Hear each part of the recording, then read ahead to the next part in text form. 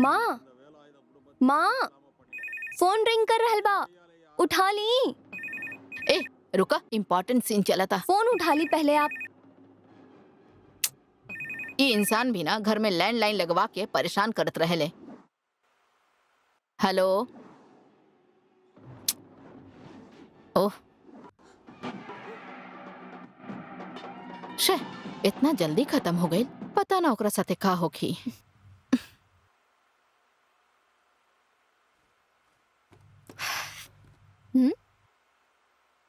देखा, इस सीरियल के चक्कर में रिसीवर भी ऐसे ही रख देनी। हेलो, राजंगम सर ने की कहा ना आपके?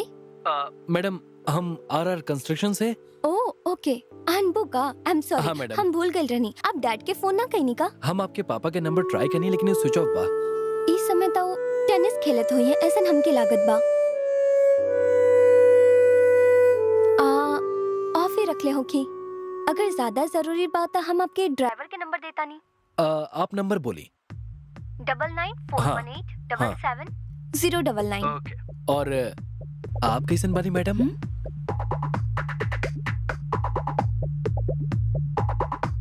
इतना खुश हुआ, कैसे बात कर रहा था?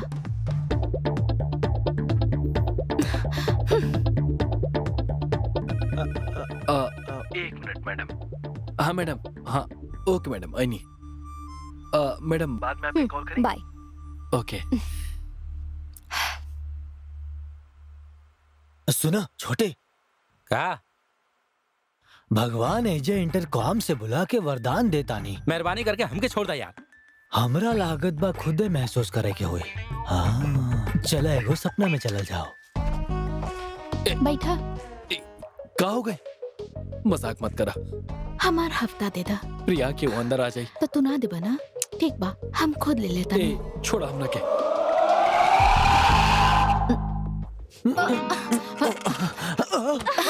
माफ कर दी, गलती हो गई। माफ कर दी, सॉरी सॉरी सॉरी। का गीता, आज तू फंस गईलू ना। अच्छा भाई, हम तो बच गए नहीं भगवान। का सर, ऐसे हंस हंस के केकरा से बात करत रही? मैडम, वो हमनी के पूरी साइड के लेके बात करत रहनी है। प्रॉपर्टी एक्सीलेंट बा, बायर भी कंफर्मेशन दे देले बा, रजिस्ट्रेशन बाकी बा और एमे हमनी के अच्छा मार्जिन भी मिली। ओह आई सी, वेरी नाइस सर।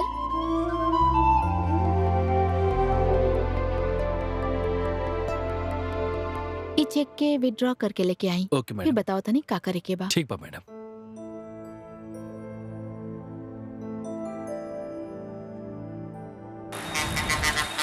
अंबू, तू अपना वाली के फोन ए। केला? हमार मतलब बा कि तू कस्टमर के कॉल केला कि ना? सच बताइया, फोन क्यों उठोले रहल? यार तू जैसन कहले रहला, वो लड़की ही फोन उठेले रहल। का बात बा, हम कॉल रहनी। डेवलपमेंट के बारे में कुछ पता चलत बा? ई का? कुछ ना, तेरा बिजनेस के बारे में कुछ नहीं। तू लोग के ई जाने के बाना कि वो लड़की के दिल में ई हा कि ना। हाँ, अगर हमनी के दोस्त तकलीफ में हा तो हमनी चुप रहब का? तू का करे वाला बड़ा? हमार प्रभु इतना काफी बा। हमरा लगे एगो रास्ता हा। अंबू, तू अपन फोन हमके दा। तू ओकरा फोन के का करबा? है, वो लड़की के फोन करे खातिर बोलने वाली। अरे सॉरी यार, वो वीआईपी कस्टमर के फोन करे खातिर बोलने वाली यार। देखा, जब तू ओके फोन करबा तो वो अपना बाबूजी के जगह वो फोन उठाई और तोरा से फोन पे कही कि ओके तो से मिले के बा, काहे कि ओके तो से कुछ बात करे के बा। यही के तो खुशकिस्मती कहेले। हम तो कहता नहीं चेक करला। बात करके आज फैसला करी लेवे के। कर कर, चला चला, जल्दी करा जल्दी करा। हे, लाउड स्पीकर पे करा। हाँ हाँ।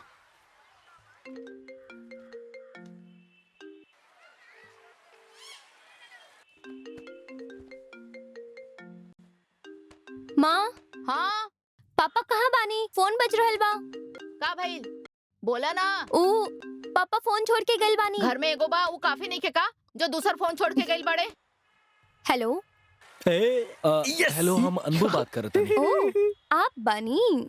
का इत्तेफाक बा, जब भी फोन करे नहीं आप ही उठावे नहीं। अभी का बात भइल, हमरा घर में फोन करब त हमें उठाइब ना। एक्चुअली आपके पापा से बातें नहीं क्यों पाओ, ऐसे ऐसन कहानी। हम बात ना कर सकेनी? ना ना, ऐसा नहीं के, आप बिल्कुल बात कर सकता नहीं। लेकिन कहा ना कि हम भी डिस्टर्ब हाँ, का? हमार सोना डिस्टर्ब हो रहल बा? कहा कि जब भी आपसे बात करे नहीं बता नहीं की सकत, एगो अजीब सा खुशी होला। हाँ का कहत बानी सच्ची में?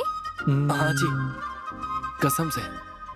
ऐसन तो हमके आज तक केहू ना कहले हा। जे पसंद करेला वही सन बोली ना। और ई जे लाइक करेले का ओकरा के सामने से देख सकेनी? Face to face, face to face.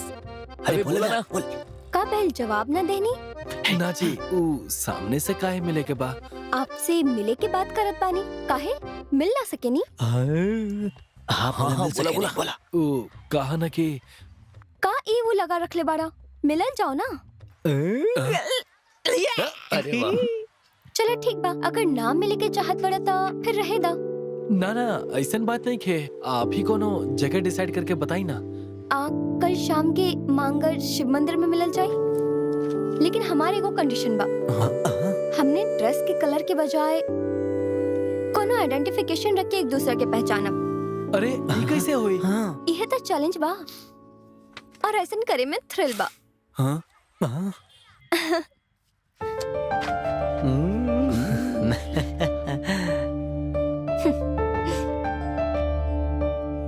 हमनियों के तोरा साथे आई का? अबे ना यार, अभी हम जाके पहले मिल के आ जाता नहीं, ओकरा बाद हमनी के सब लोग मिल के आल जाई।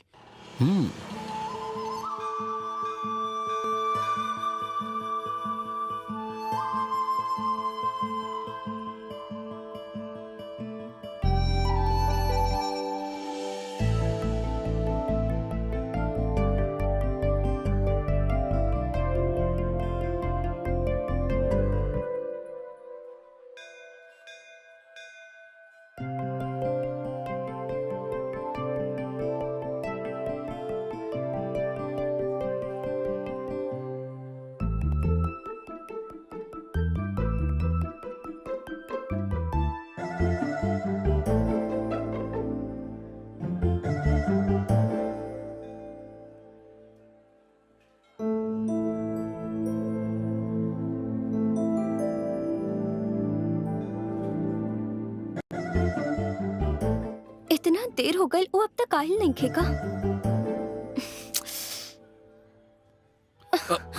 सॉरी।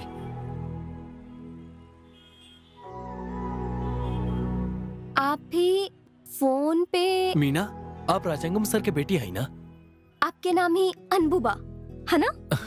हाँ RRC बिल्डर्स, आप भी हाँ, बानी ना? हम ही हैं। देखा आप कहले बानी, पता ना चल पाई। कितना आसानी से पता लगा लेने हम। इससे पहले भी आपके हम देख ले रहनी। उस दिन ट्रैफिक पुलिस के हेलमेट की जगह हलवा दे के चल गई रहनी, आप ही रहनी ना? ना ना, वो हलवा ना सच में प्रसाद ही रहे। सच में? एक्चुअली हम भी आपके ऑलरेडी देख चुकल बानी। रोड के किनारे आप एगो दादी के हेल्प के लिए रानी, और एक दिन हम अपन दोस्त के साथे चाय पियत रानिया, और आप अपन दोस्त के साथे रानी बगल वाला शॉप के बाहर। हम और हमार फ्रेंड फ्रेम देखे गए रहनी, वहाँ पर हम आपके देख ले रहनी। जब आपसे फोन पे बात भइल रहे तब आपके बिना पहचाने हम आपसे मिले के चाहत रहनी, और यही से यहाँ आ गई नी। हाँ। लागत बा हमने दोनों के बीच कुछ समथिंग बा। अरे रे, ऐसन कुछ नहीं के। पूर्व जन्म के कोनो बात हुई ऐसन मत सोच लिया। ये बस एगो एक्सीडेंट बा, ठीक बा? और कुछ ना। ओ ऐसन बा का? ओके। जब भी आप पापा के फोन करनी, हम काहे बात करनी आपसे? एका बात भाई, आपके पापा के ट्राई करनी, आउट ऑफ रीच रहलन, लैंडलाइन पे कॉल करनी, आप उठाई नहीं। एक दो बार में तो समझ आवेला, लेकिन हर बार हम ही काहे उठावे नहीं? इसका मतलब कुछ तबा। मैडम, हमरा के छोड़ दी, आई चले के। बस इतना ही का? हम समझनी ना। इस तरह से हम दोनों दोबारा कब मिल पाए? देखी, आप मिले के कहानी तब मिल लेनी, अब वापस काहे मिले के? ओहे ता हम दोनों दोबारा चलिए, काहे चलिए। मिलब? हाँ चलो।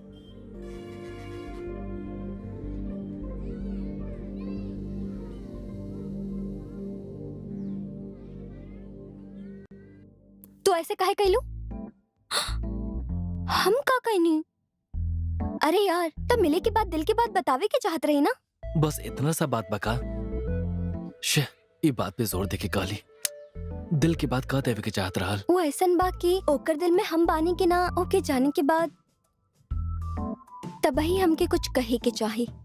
यस, कहे के चाहत रहल, गलती कर देनी। तक का हो गई? अभी फोन करके ओकरा के बुलावा तानी और सब बता देता नी। अगर फिर से मिल लेब तो पक्का बता देब।